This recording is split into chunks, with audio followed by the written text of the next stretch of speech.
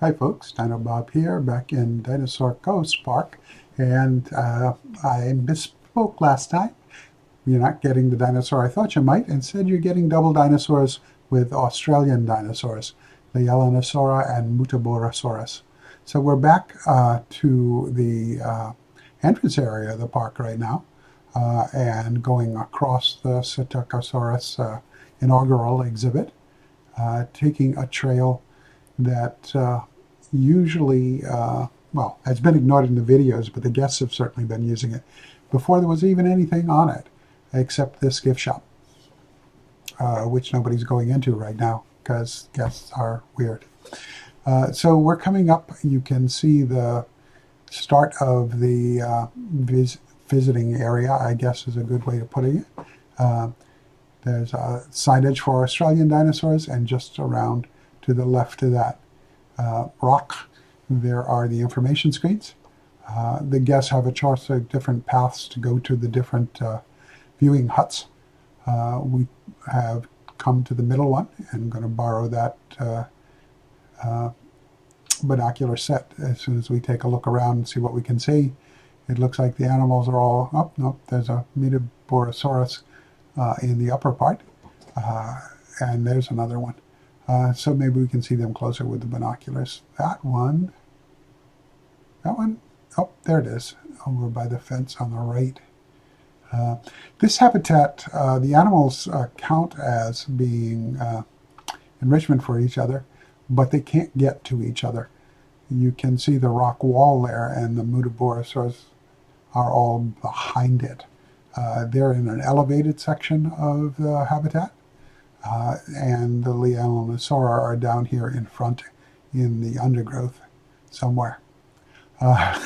They can be hard to spot. There goes some. Anyway,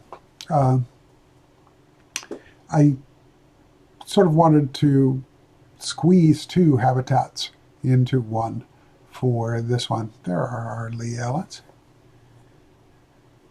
looking around. I guess they all decided to cooperate to pose for this video. The small animals seem to be relatively good at that, better than the big ones, I think. But that may change. Devs is still working on the animal AI. But animals, of course, still walk through each other. But when they don't, they look pretty nice up there. I decided that this would be an early morning visit to the park. So we're going to go up to one of the other viewing huts, up a little bit. So it puts you a little bit higher in the sight line is a little bit better to the Muttaburras, and a little bit more of a look down on the Leaellyns. So the back there, you can see fencing and a little roof. We'll be taking a look at what that means in a little bit. Their care buildings are behind that fence. They each have their own. We'll go up and take a look at the habitat as a whole and the general area. You can see there's a big pond for the Muttaburras, and their building is top left, and the Leaellyns are almost center, well, about to go off to left, thatched building that you can see there. The idea is that they have a little burrowy kind of space in there, and they do navigate the little run between the building and their habitat, which is great. You get to see that actually in a little bit. But this is sort of, even though these are Aussie dinosaurs, sort of a non-themed portion of the park, like much of the early animals where they were from an assortment of times and places. So this is sort of keeping with that. But I was also struggling with trying to get the park over into that final fifth star completed. And it was being a slow crawl getting that last arm of the star. So the double dinosaur is here, and the big guy who's off screen the bottom there is a little bit of the building associated with him. We'll be coming back to that one, but we've got some Asian dinosaurs to take a look at again, I believe, next week. Maybe I'm lying again. I don't know. We'll find out. Anyway, zooming back in here, we'll take a look at some of the facilities here. This is the building, which has windows for the staff to look in and check out the animals, and a door. And the door is marked with a silhouette for the animal that's inside. And now we're inside. You can see the hay beds for the animals, and go through the wall on another place. And you can see we've got some in the run right now. They're coming into this area. So I was very pleased that worked out. I haven't really had any problems with them glitching through the walls when they're in that tight space. So that's also good. They do have a tendency to sometimes walk in place next to the wall. I think that's because that hay bed is actually sticking under the wall. And they're going to play follow the leader again. You saw one head out that way, and the rest of them will. So there's no actual door space there, since the animals could walk through it. And I don't need the keepers to. This is the Muttaburra habitat. You can see the silhouette on the building side. And we're going to go into the keeper end of the building, which I have put stuff into. And on the right is where the animals sleep. And it has a keeper gate in there. So there was a keeper gate outside between the two buildings as well. So there are a couple of ways for the keepers to get to the two different levels of the building. The break in the wall over there is, of course, how they would move animals in and out of the building. No interior stalls this time. Just wasn't feeling it. And now we're up to the animal footage portion of our program today, starting with the Muttaburrasaurus. Lovely colors in that light. I really like that one. Yes, grunt, grunt. You're welcome. Really shows up that tail. Pretty neat.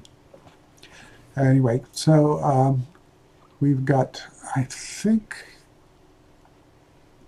3 more animals in this park, plus the long-promised Gallimimus eventually. And then I will be wrapping it up. So it's getting to be time to think about the next park. And I am thinking about trying once again to do some more speed builds for it. I have a horrible tendency to pay more attention to building the park than making the videos. Well, horrible from perhaps a viewer's point of view, but I do get focused. Anyway, let me know what you think about that idea. I'd appreciate some input. The speed build videos tend to be a little bit longer because, of course, there's a lot more footage of all the things happening and not just a walkthrough tour. Like I said, make comments if you've got something you'd like to say about that. And other than that, we'll be hanging with the Muttas for a little bit. You can see babies in the pond there. And here comes one across the front. And yes, it's another melanistic one. I didn't actually get a lot of footage of these babies. The small animals tend to get lost in the foliage, in the ground cover foliage, which is, I suppose, makes perfect, reasonable sense. But in terms of getting to look at them, not so much. So our Mutta goes into the building, proving that he can do it, by the way. And we're going to cut back into the building with the Leaellynasaurus, and off they go again, including one of their youngsters, I think. Oh, and another one. They're big fluffy tails. So I was able to chase them down the run with the camera. And you can see some of them decided to stay on this sort of retaining wall I had to build because of the terrain issues of what was going where. And it has the potential of the guests getting really close to them, and maybe I should have done something about screening off that viewing hut right at the end of that retaining wall. But I didn't. So should I go back in? You tell me. So once they're outside, it's really hard to see the babies because I gave these guys a lot of underbrush, and it made them hard to catch sight of. The adults with this skin are a little bit more visible because they've got the white bodies, which makes them stand out against the green foliage. Plus, they're taller, so they stick out of it.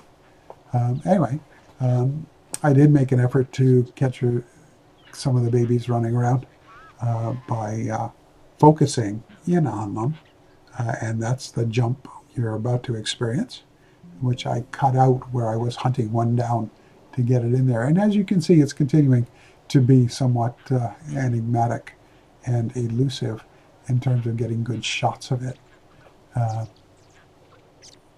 So there's a nice coloration on the babies. They all tend to pretty much share it across this genus, skins, and it is what it is. Anyway, if you like this habitat, drop a like on the channel, please. If you're enjoying the videos, do that too. If you haven't subscribed already, please do. And if you have anything you want to say comment-wise regarding this particular habitat or video, do that too. All that stuff helps the algorithm find the channel, and the channel find more people, which makes me feel a little justified for spending time doing this. Anyway, that's it. You all be careful. Stay safe out there. Be kind to each other. And I hope to see you all in another video. Bye now.